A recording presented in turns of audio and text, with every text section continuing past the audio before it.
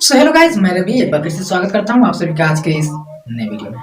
तो गाइस, आज के इस वीडियो में हम बहुत इंपॉर्टेंट पॉइंट पे चर्चा करने वाले हैं। मैंने पिछले वीडियो में एक जमीन का एरिया निकाल करके बताया था औसत लंबाई इंटू औसत चौड़ाई के फॉर्मूले पे, पार्ट 31 में था। ठीक है, ये मैंने किसी के कमेंट पे बताया था और इस वीडियो में कुछ लोगों का कमेंट आया है कि सर इस तरह के जो जमीन होंगे, यानी कि जो इस प्रकार से जो जमीन होंगे जो मैंने पिछले वीडियो में बताया था पार्ट 31 में, तो गाइस उस तरह के जो जमीन है, जैसे मान कर चलिए कि जो जमीन चतुर्भुज आकार का है उसमें सारी भुजाएं जो है वो डिफरेंट डिफरेंट है, यानी कि कोई भी भुजा समान नहीं है, जो भी भुजाएं हैं वो सभी डिफरेंट डिफरेंट है। ठीक है, तो वैसे सिचुएशन में हम औसत लंबाई इंटू औसत चौड़ाई वाले फॉर्मूला का यूज करके क्षेत्रफल तो निकाल लेते हैं। लेकिन कुछ लोगों का कमेंट आया कि सर इसका एरिया हम लोग हीरोन के सूत्र से निकाल सकते हैं या नहीं। तो उनका जो क्वेश्चन है या फिर उनका जो कहना है वो बिल्कुल राइट है।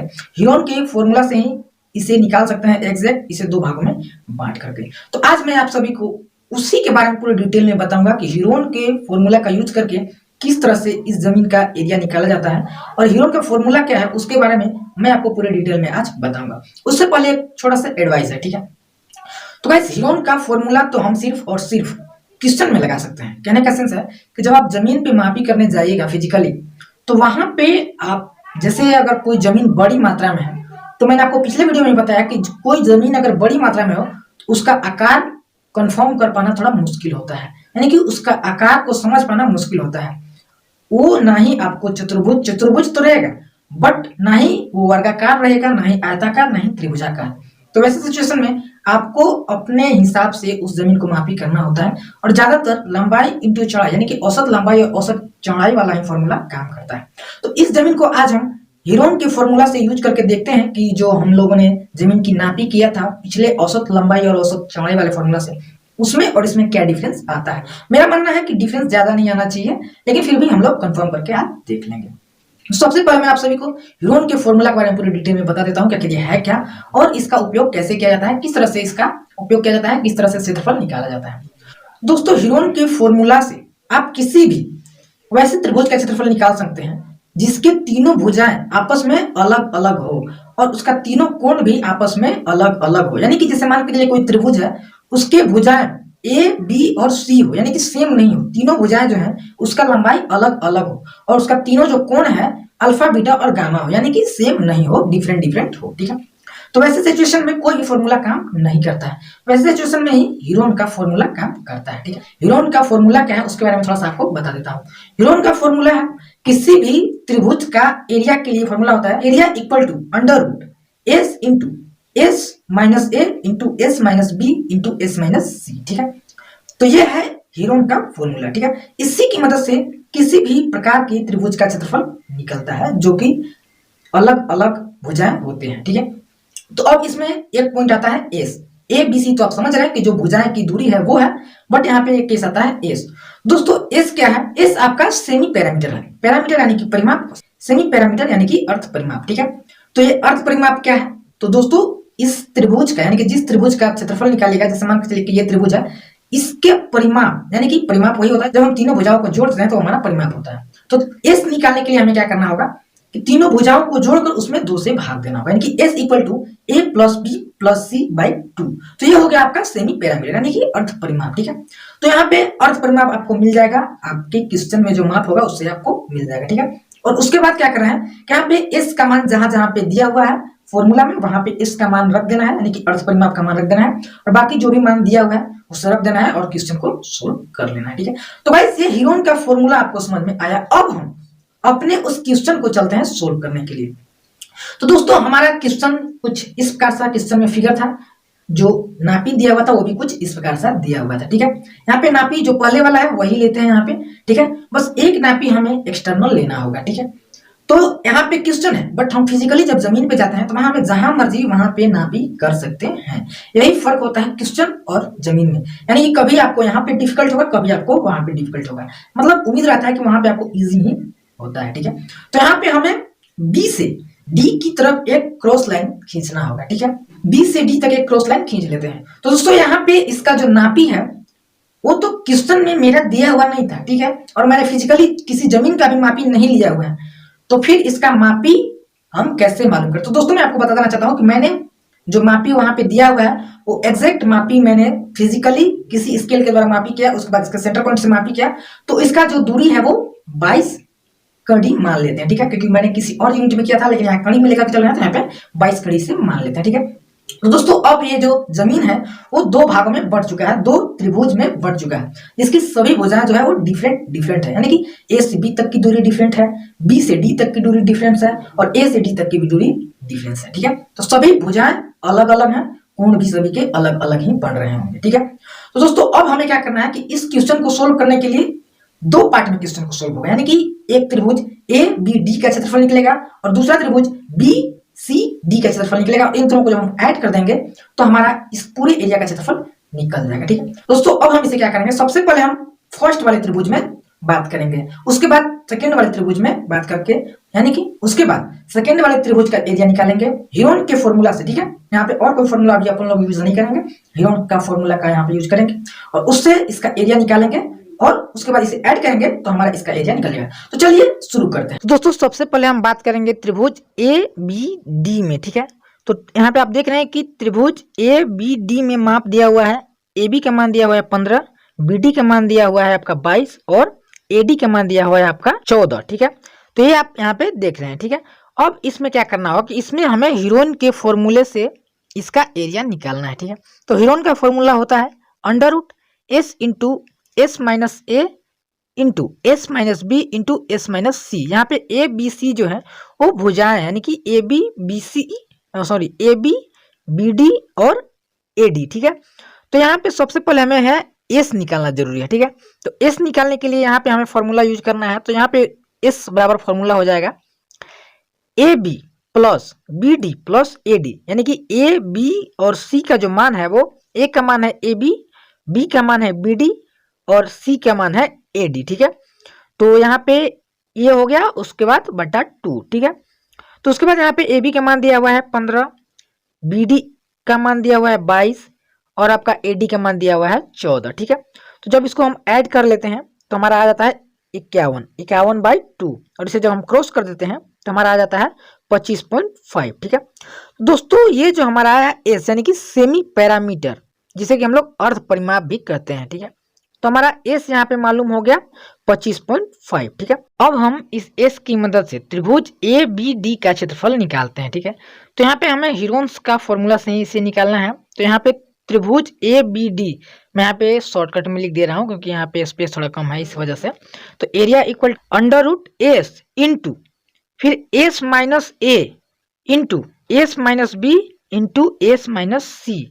तो यहाँ पे ए के जगह पे है ए बी, बी की जगह पे है बी डी और सी की जगह पे है ए डी, ठीक है। तो यहाँ पे हो जाएगा formula under root S into S minus A B into S minus B D into S minus A D, ठीक है। तो अब जब इसे सोल्व करते हैं यानी कि इस पर मान रखते हैं तो हो जाएगा under root 25.5 into 25.5 minus 15 into 25.5 minus 22 into 25.5 minus 14, ठीक है। तो यहाँ पे मैंने जो मान रखा है वो आपको समझ में आ गया होगा कि मैंने यहाँ से जो देख करके मान रखा है वही रखा है। ए बी का मान जो है वो 15 है, उसके बाद बी डी का जो मान है वो 22 है और ए डी का जो मान है वो 14 है, ठीक है। तो इसको जब हम सोल्व करते हैं तो उसके बाद आता है अंडर रूट 25.5 इंटू, जब इसे हम घटाते हैं 25.5 में से 15 तो हमारा आ जाता है 10.5, ठीक है। इंटू इसमें जब घटाते हैं 25.5 में से हम 22 घटाते हैं तो हमारा आ जाता है 3.5 इंटू यहाँ पे जब हम 25.5 में से 14 घटाते हैं तो हमारा आ जाता है 11.5, ठीक है। उसके बाद अब इसे सोल्व करते हैं, उसके बाद अंडर रूट 25.5 इंटू ये इतना जो भी है उससे आप लोग मोबाइल से कैलकुलेट कर लीजिएगा, मैंने यहाँ पे डायरेक्टली गुना कर लिया है फोन से। तो जब आप उसे गुना कर लीजिएगा तो आपका आ जाएगा 10,776.9375, ठीक है। तो 10,776.9375 जो आया है और हम इसका जब वर्गमूल निकालते हैं कैलकुलेटर से या फिर मोबाइल से जो कुछ से भी तो हमारा आ जाता है 103.8, यानी कि ये लगभग हमारा 104 आ जाता है, ठीक है। तो गाइस यहाँ पे जो ए बी डी त्रिभुज का जो क्षेत्रफल निकला वो 104 वर्ग कड़ी, यानी कि 104 कड़ी स्क्वायर इसका जो क्षेत्रफल निकला वो निकला, ठीक है। तो ये पहले त्रिभुज का तो आप समझ गए कि मैंने यहाँ पे एरिया निकाल लिया है 104 कड़ी स्क्वायर, ठीक है। तो इसे अलग लिख लेते हैं। उसके बाद अब बात करते हैं त्रिभुज बी सी डी में। त्रिभुज बी सी डी में हमें सबसे पहले एस निकालना होगा, ये बात आप जानते हैं। तो एस इक्वल टू फॉर्मूला है A plus B plus C by 2। तो यहाँ पे ए का मान है बी सी और बी का मान है सी डी और डी का मान है सी का मान है बी डी, ठीक है। तो यहाँ पे अब हम इसका मान रखते हैं, यानी कि बीसी का जो मान है वो है 16, सीडी का जो मान है वो है 19 और बीडी का जो मान है वो है आपका 22, ठीक है। तो यहाँ पे 16 प्लस 19 प्लस 22 बाई 2 कर लेते हैं। उसके बाद जब इसे सोल्व करते हैं तो हमारा आता है 57/2 और इसे जब क्रॉस कर लेते हैं तो आता है 28.5 कड़ी, ठीक है। तो गाइस इसका जो अर्थ परिमाप आया वो आया 28.5, एस का मान जो आया वो 28.5 आया, ठीक है। तो अब बात कर लेते हैं त्रिभुज, यानी कि जो सेकंड पार्ट है त्रिभुज का बी सी डी, उसमें हम बात करते हैं। उसका फॉर्मूला हो जाएगा under root S into S minus A into S minus B into S minus C. तो यहाँ पे ए की जगह पे है बी सी, तो यहाँ पे फॉर्मूला हो जाएगा under root S into S minus B C into S minus C D into S minus D B, ठीक है। तो अब यहाँ पे हम इसमें मान रखते हैं, ठीक है। तो जब मान रखते हैं तो यहाँ पे आ जाता है अंडर रूट 28.5, एस का मान जो है वो 28.5 है इंटू एस का मान एस 28.5 माइनस बीसी का जो मान है वो है आपका 16, ठीक है। इसे ब्रैकेट में बंद कर देते हैं, फिर इंटू का चिन्ह यानी कि ब्रैकेट लगाते हैं 28.5 माइनस 19 और फिर इसे ब्रैकेट में बंद कर लेते हैं। उसके बाद इसका मान है 28.5 माइनस 22, ठीक है।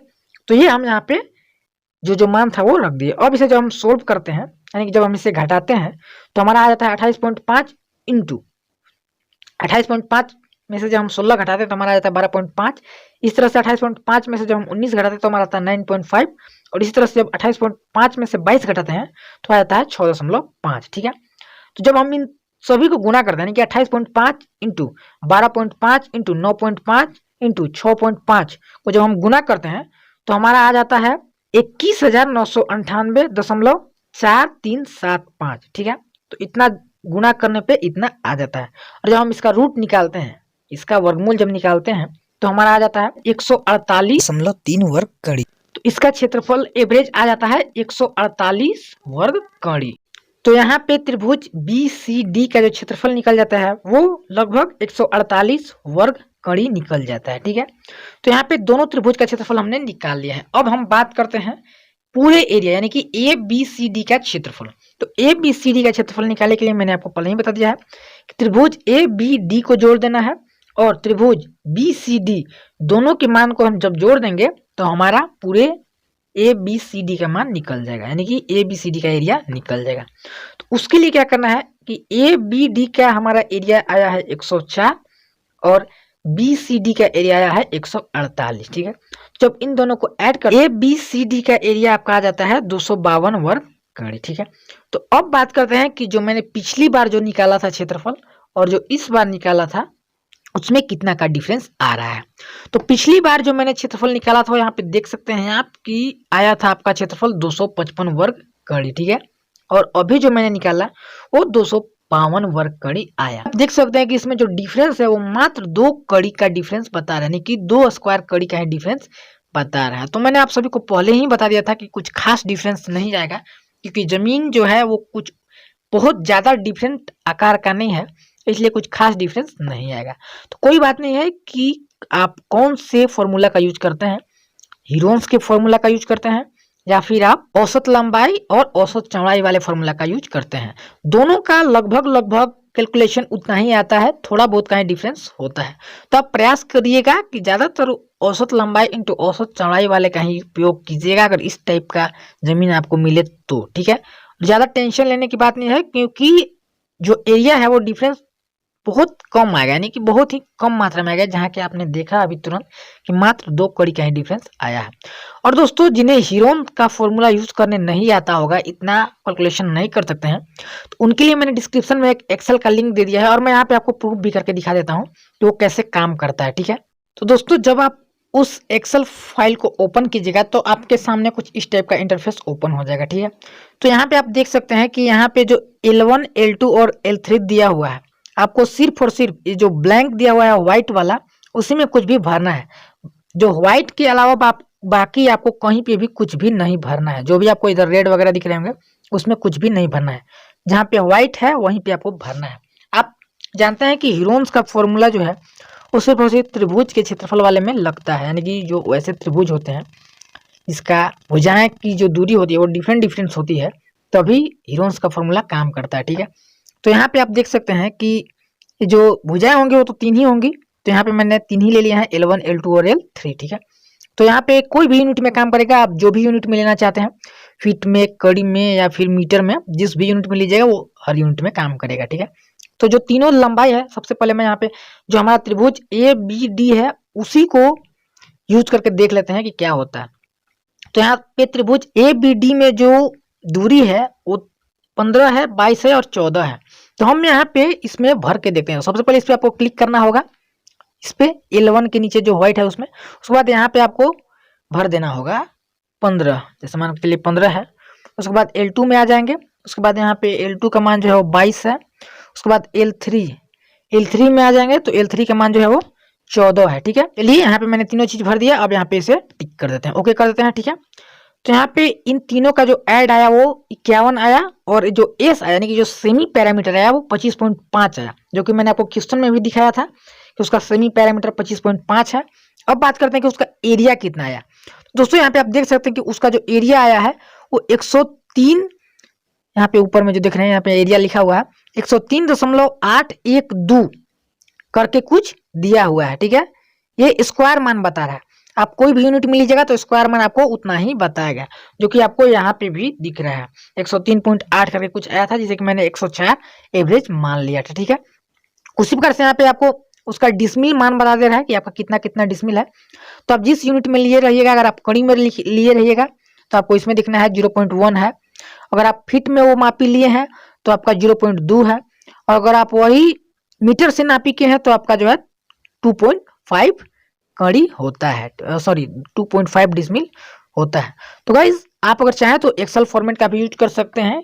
इसमें बहुत ही ईजी है, केवल आपको मापी को इसमें डाल देना है, सारा कैलकुलेशन ये अपने आप कर लेता है। ठीक है, चलिए ये तो हो गया शॉर्टकट, जो कि उस टाइप के कैलकुलेशन नहीं करना चाहते हैं या फिर नहीं कर सकते हैं, ये सिर्फ और सिर्फ उन लोगों के लिए है। बाकी तो जो मैंने आपको बताया है वही आप लोगों के लिए काफी है। ठीक है, तो गाइज उम्मीद करता हूँ कि जो मैंने आपको बताया वो आपको अच्छे से समझ में आ गया होगा। दोस्तों आई होप कि आपको ये हीरोन के फॉर्मूला से जो मैंने एरिया निकाला है और जो मैंने पिछली बार औसत लंबाई इंटू औसत चौड़ाई वाले फॉर्मूला से एरिया निकाला था उसमें कुछ खास डिफरेंस नहीं आया। आपने देख लिया होगा कि इसमें कोई भी खास डिफरेंस नहीं आया, थोड़ा बहुत का डिफरेंस है तो वो मायने नहीं रखता है। ठीक है, तो दोस्तों आपको ये जो हीरोन का फॉर्मूला है वो आपको कैसा लगा और इससे एरिया निकालने में आपको कैसा लगा, दोस्तों इसके बारे में आपको अच्छे से समझ में आ गया होगा। तो उम्मीद करता हूँ कि आपको ये वीडियो अच्छे से समझ में आ गया होगा। और अगर समझ में ना आया हो, कोई एरर हो या फिर आपके दिमाग में कोई और टॉपिक हो, कोई और तरीका हो जिससे कि इसका एरिया निकाला जा सके, आप कमेंट में बताइएगा।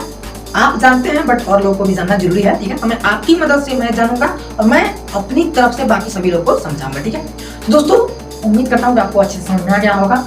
तो अगर ये वीडियो पसंद आया हो तो वीडियो को लाइक कीजिएगा और मेरे चैनल पर नए हैं तो चैनल को सब्सक्राइब कीजिएगा। तो मिलते हैं नेक्स्ट वीडियो में, तब तक के लिए